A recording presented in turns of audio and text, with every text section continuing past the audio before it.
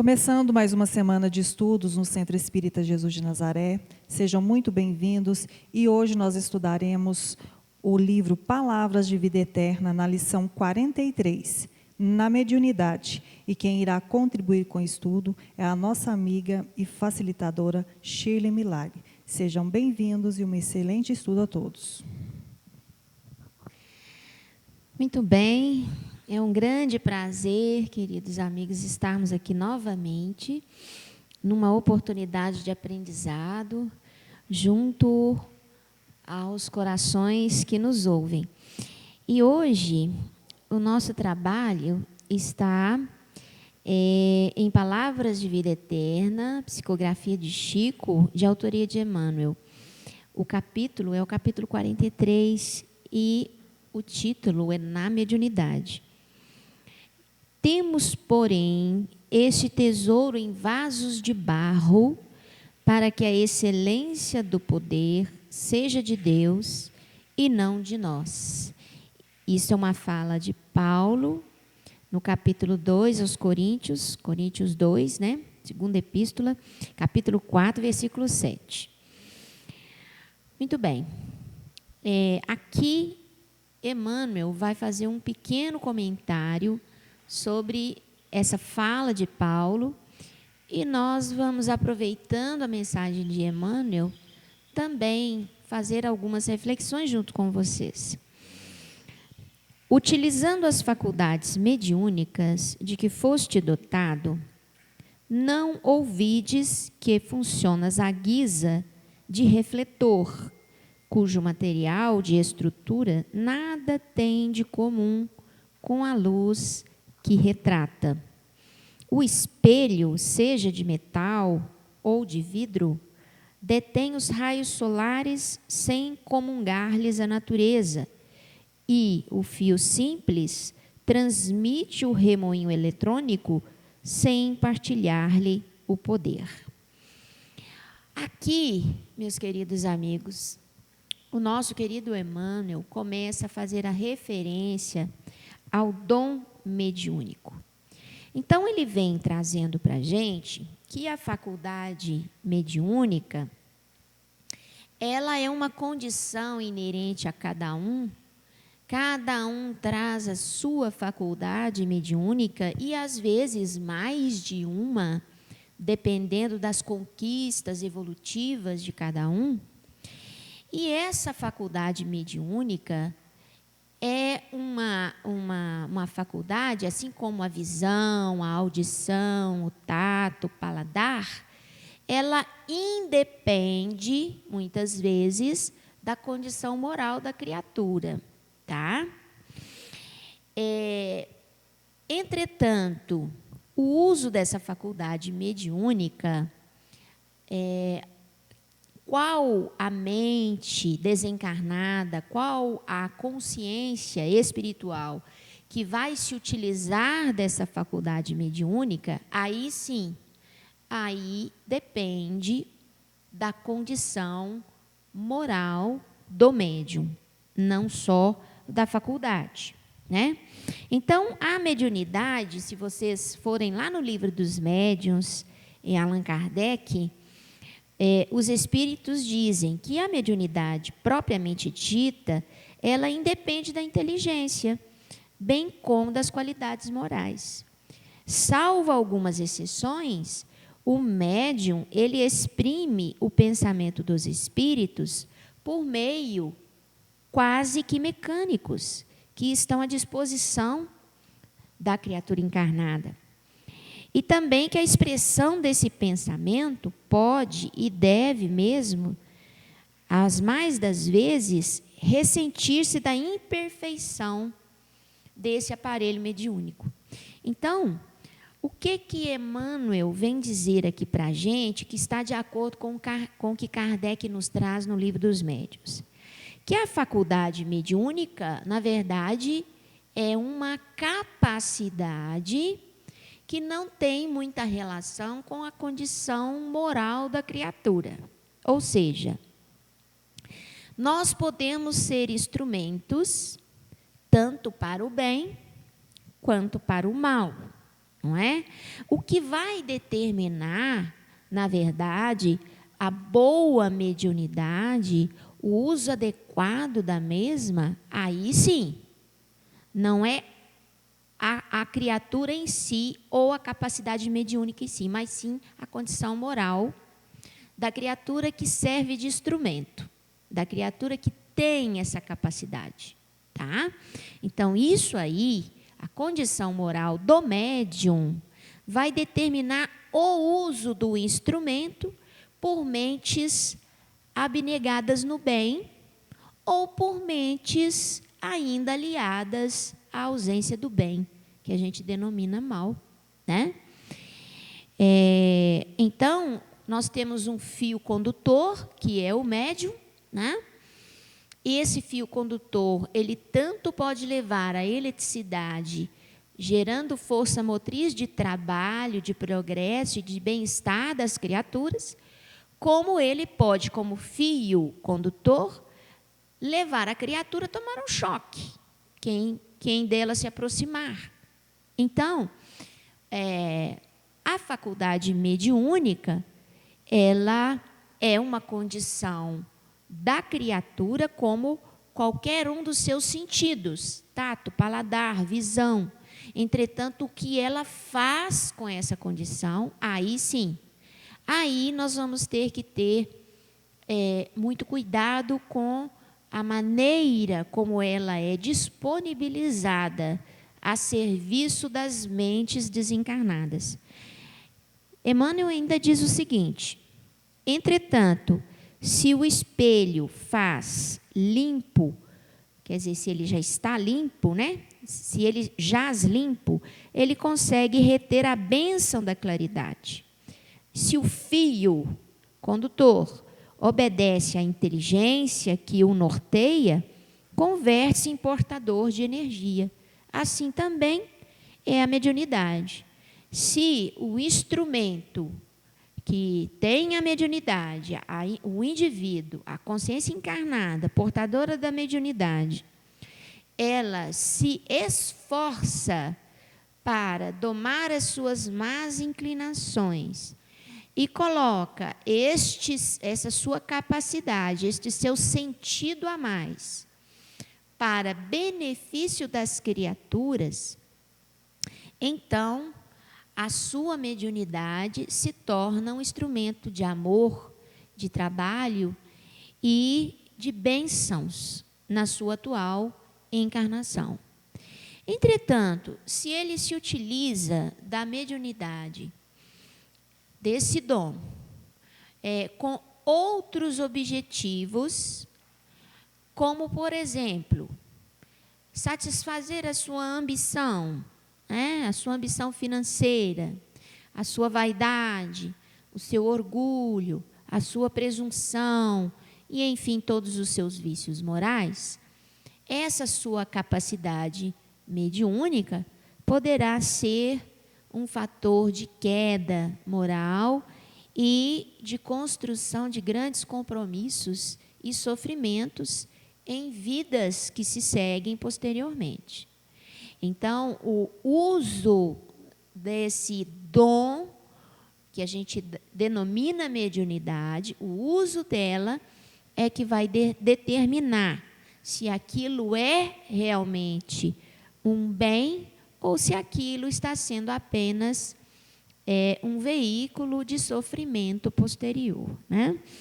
Então, diz lá Kardec, através dos espíritos, o seguinte, no Livro dos Médiuns: assim, quando encontramos em um médium o cérebro povoado de conhecimentos adquiridos na vida atual e seu espírito rico de conhecimentos latentes, obtidos em vidas anteriores, de natureza a nos facilitar as comunicações, dele de preferência nos servimos, porque com ele o fenômeno da comunicação se nos torna muito mais fácil do que um médio de inteligência limitada, de escassos conhecimentos anteriormente adquiridos.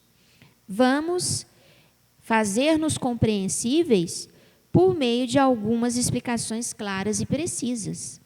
Ou seja, embora a mediunidade seja uma capacidade que cada um traz, a condição espiritual da criatura que tem esse dom vai facilitar ou dificultar a mensagem, né? a emissão da mensagem espiritual, que vem do mundo espiritual. O que eu quero dizer com isso? Vocês vão ver lá no Livro dos Médiuns. Kardec pergunta o seguinte: é possível que um espírito se comunique numa língua estrangeira que é desconhecida pelo médium? Né? E o espírito responde: sim. Principalmente se esse médium já conheceu em vidas anteriores aquela língua. Isso facilita muito a comunicação do espírito. Mas se o espírito, o médium, né?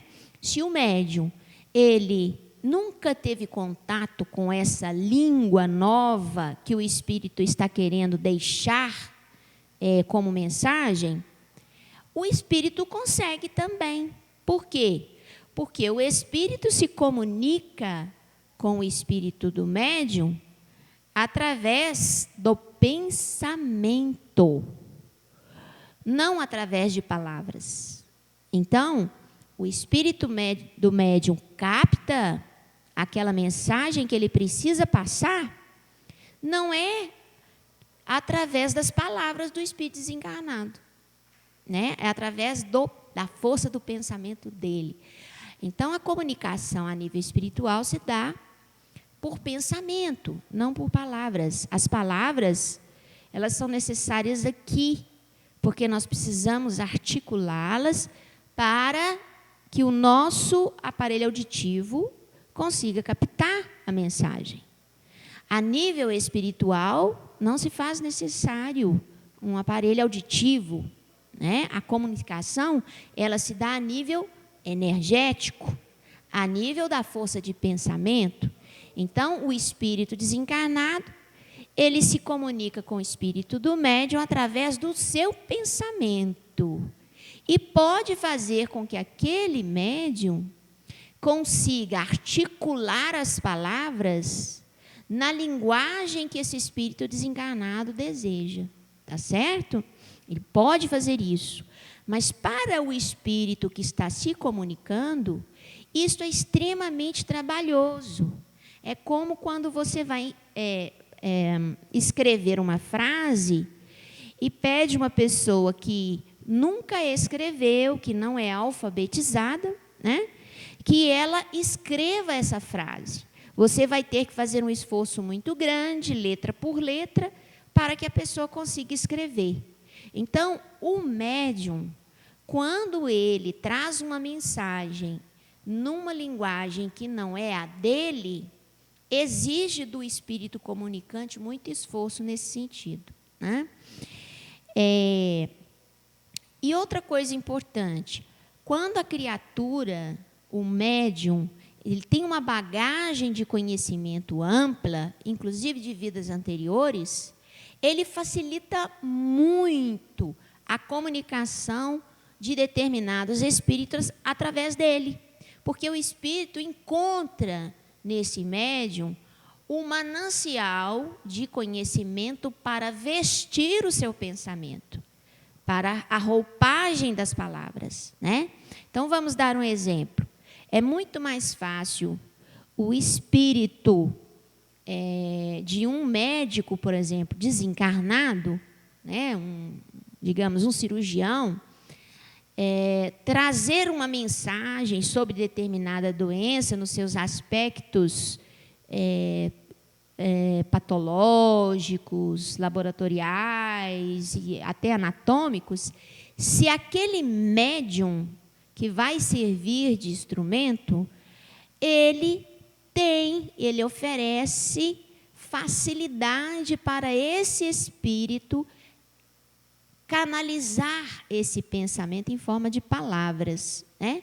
Então, se o médium ele é médico ou é da área da saúde e já está habituado com esses vernáculos todos da área da saúde, o espírito vai encontrar muita facilidade de transmitir a sua mensagem. Daí, muitas vezes, o médium ele pode se assessorar de espíritos mais ou menos evoluídos do que ele. Quanto mais o médium se aprimora em conhecimento e quanto mais ele melhora a sua condição moral, mais ele coloca à disposição, dentro da sua mediunidade, as opções de trabalho à consciência desencarnada. E, portanto, através da sua mediunidade, ele vai permitir a manifestação de consciências mais evoluídas, em vários aspectos, né? Então, mas quer dizer que um espírito evoluído não se comunica através de um médium que tem limitações culturais ou limitações intelectuais? Não é isso que eu estou dizendo. Eu estou dizendo que a mensagem vai fluir com muito mais naturalidade e certamente com muito mais frequência quando existe essa sintonia, quando existe esse equilíbrio, não é? Kardec fez uma pergunta interessante. O espírito encarnado no médium exerce alguma influência sobre as comunicações que deva transmitir vinda de outros espíritos? Ele perguntou isso para os espíritos no livro dos médiuns. E os espíritos responderam: exerce. Porquanto, se estes não lhes são simpáticos, pode alterar-lhes as respostas, pode assimilá-las às suas próprias ideias e a seus pendores. Não influencia, porém, os próprios espíritos. Autores das respostas, constitui-se apenas um mau intérprete, né? Então, muitas vezes, o que a gente vê acontecer muitos fenômenos mediúnicos, onde há, às vezes, uma interferência do próprio médium na mensagem que o espírito quer trazer. Se essa interferência ela se faz de forma afinizada, positiva e sem deturpar a mensagem, não há problema algum. Inclusive, há um exemplo no livro dos médiuns, onde o espírito relata o seguinte: por que vocês ficam preocupados com a gramática, né? Mais do que a gramática, o importante é o conteúdo, né?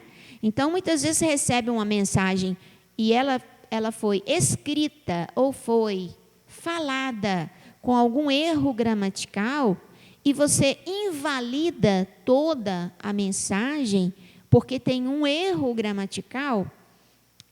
E muitas vezes você aceita uma mensagem que está, do ponto de vista gramatical, toda bem adornada, toda bem construída de maneira inteligente, mas com uma mensagem deturpada, desconstrutiva e, muitas vezes, alienatória. Então, nós temos que ter muito cuidado na hora de avaliar essas mensagens. Vamos voltar ao texto da Palavras de Vida Eterna.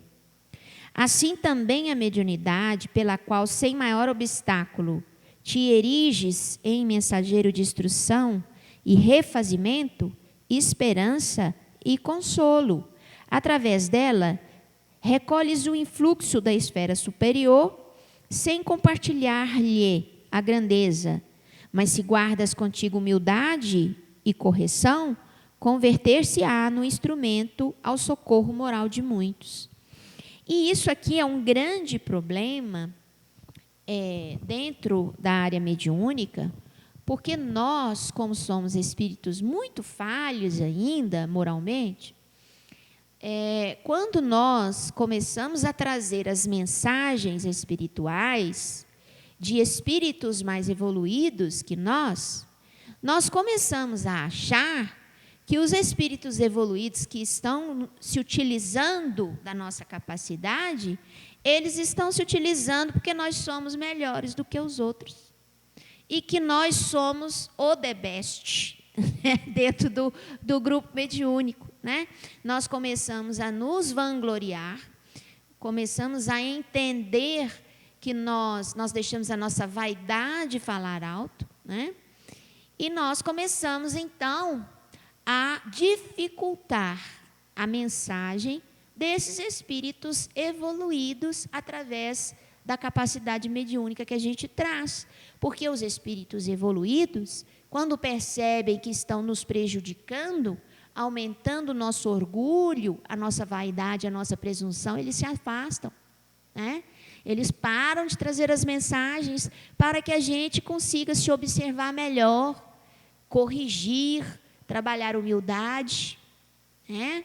Trabalhar a simplicidade, a tolerância, a compreensão, né? Então, nós, como médiuns, ao nos tornarmos orgulhosos e vaidosos, nós afastamos as mentes evoluídas no assessoramento nosso. Elas param de utilizar o nosso instrumento, né? Para que a gente, então, corrija o roteiro da nossa evolução, né? E a nossa mediunidade não se torne um motivo de grande fracasso e sofrimento posterior, né? Então, precisamos ter muito cuidado com a maneira como que nós nos posicionamos diante da mediunidade, principalmente com relação aos melindres, porque nós começamos a achar que se uma mensagem vem através da nossa mediunidade e ela não condiz, não corresponde a uma mensagem de equilíbrio, e muitas vezes essa mensagem é colocada em xeque pelo seu conteúdo, nós começamos a tomar aquilo por ordem pessoal e achar e entender que a recusa na aceitação da mensagem é, na verdade, uma recusa à aceitação da nossa pessoa, da nossa consciência, como uma consciência abnegada, honesta e dedicada ao bem. Nós confundimos, né? Porque nós nos apropriamos da mensagem que é trazida através da mediunidade como se fosse nossa e não de outra pessoa, né? Nós somos meros instrumentos. A frase que mais representa isso foi dita por Chico. O que ele disse para a gente? Como médium que ele era. Ele nunca se vangloriou. Ele dizia sempre, eu sou só um pombo-correio. Eu só entrego mensagens, né? Ou seja, não é nada vindo de mim. Isso não é meu. Como diz Paulo de Tarso, para que a excelência do poder seja de Deus e não de nós, né? Então, para que uma comunicação seja boa, uma comunicação mediúnica, preciso é que proceda de um espírito bom. Para que esse bom espírito ele possa transmitir, é indispensável ter um bom instrumento. E para que ele queira transmitir essa mensagem, é necessário que se faça o fim visado que lhe convenha. Então, isso está lá no livro dos médiuns. Quer dizer, você tem que ter, para que tudo corra bem, uma consciência fora do corpo, um espírito comunicante, bem intencionado, equilibrado, trazendo uma mensagem através de um instrumento mediúnico que se esforça por domar as suas más inclinações, trabalha o cristianismo dentro de si, e mais ainda, aquela mensagem não pode ser para atender futilidades. A mensagem tem que ter uma finalidade útil. Mensagens que são trazidas para atender a futilidades da nossa vida material, elas não vêm de uma consciência que visa o nosso aprimoramento, que visa a evolução do grupo, que visa a evolução de todo o planeta Terra, né? Ela vem atender a interesses de vida material, daqueles espíritos que ainda se prendem aos interesses da matéria, né? Então, é preciso que tenha a consciência equilibrada no mundo espiritual, o instrumento adequado no mundo material e uma finalidade construtiva, ética e moralmente progressista, né? Todavia, voltando lá em Palavras de Vida Eterna, todavia, assim como às vezes o espelho se turva e o fio se rompe, exigindo reajustamentos, também a força mediúnica em tua alma é suscetível de rupturas diversas, reclamando trabalho restaurativo. Não te afastas, assim, ao desânimo, à negação, se essa ou aquela dificuldade aparece na obra do intercâmbio. Olha que interessante. Isso aqui está muito relacionado à primeira frase de Paulo, quando ele fala: temos, porém, este tesouro em vasos de barro. Porque ele usou vasos de barro, um tesouro dentro de vasos de barro. Tesouro, exatamente porque a mediunidade, ela proporciona progresso, né? Auxílio, pacificação, encorajamento, acolhimento. Muitas vezes viabiliza a solução de problemas graves, evita tragédias, não é? A mediunidade pode fazer isso, é um tesouro. Mas por que em vasos de barro? Porque nós, médiuns, somos vasos de barro. Nós somos frágeis. Nós podemos nos quebrar e perder esse tesouro. Então, nós podemos sucumbir à vaidade, ao orgulho, à maledicência, ao melindre, e podemos perder a oportunidade de servir como recipiente desse tesouro que é a mediunidade. E mais ainda, acrescentarmos a nosso projeto reencarnatório futuro mais um roteiro de provas e expiações, não é?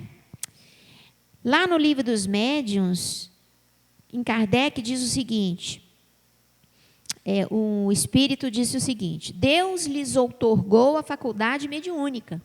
Então, nós temos uma capacidade que nos foi dada, assim como a visão, a audição, né? Para que auxilie a propagação da verdade. Então, a mediunidade deve servir o bem e a verdade, né? E não para que trafiquem com ela. E falando de tráfico, não me refiro apenas aos que entendessem de explorá-la, né? Do ponto de vista financeiro, porque muitos o fazem, não é? Assim como nós temos a inteligência utilizada para fazer gerar a energia atômica, nós temos a inteligência para gerar a bomba atômica, né? Então, a canalização do conhecimento é dado pela consciência. Então, como qualquer dom da inteligência, aos que se fizessem médiuns, como outros se fazem dançarinos, cantores, mas também a todos que pretendessem dela se servir com o fito de interesse qualquer. Então, a mediunidade, ela não pode ser um artigo mercadológico, né? Nós não podemos nos servir dela em benefício próprio, né? Para atender a interesses próprios ou a interesses específicos de grupos, não é? E cujos interesses não visa o progresso moral e o desenvolvimento da capacidade de amar, e sim a interesses ligados aos interesses materiais da vida terrena. Voltando então a palavras de vida eterna de Emmanuel. O erro no clima da sinceridade é sempre lição. Como nós somos vasos de barro, nós temos que acolher as nossas fragilidades, acolher os nossos vícios morais, para que possamos modificá-los, não é? Quando nós acolhemos, nós reconhecemos os nossos limites e temos condição de trabalhar para modificá-los, né? E isso, muitas vezes, nos leva a cometer erros e temos que ter a humildade de aceitá-los, entendê-los e corrigi-los, né? Todos somos vasos de barro ainda, né? Diz Emmanuel: afervora-te no trabalho do bem, recolhe-te à humildade do aprendiz atencioso e vigilante, gastando severidade contigo e benevolência para com os outros.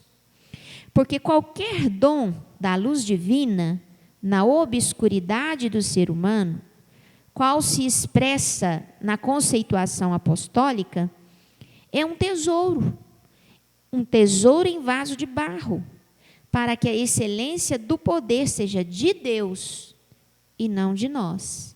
Então, todos nós que estamos no campo da mediunidade, nós temos que entender a nossa condição de vasos de barro e entrar para o exercício da mediunidade com sinceridade em servir como instrumento e não como proprietário daquilo que sai de nós. Nós não somos proprietários das mensagens, dos efeitos físicos, de tudo que resulta da mediunidade. Nós somos apenas instrumentos, servidores, né? E como servidores, nós precisamos ter a humildade como exercício constante do nosso dia a dia, no exercício da mediunidade. Todos os médiuns são incontestavelmente chamados a servir a causa do Espiritismo, na medida de suas faculdades, mas bem poucos há que não se deixem prender nas armadilhas do amor próprio. Isso também está lá no livro dos médiuns, nos alertando. O nosso grande problema é acharmos que nós somos vasos de granito e não vasos de barro, não é?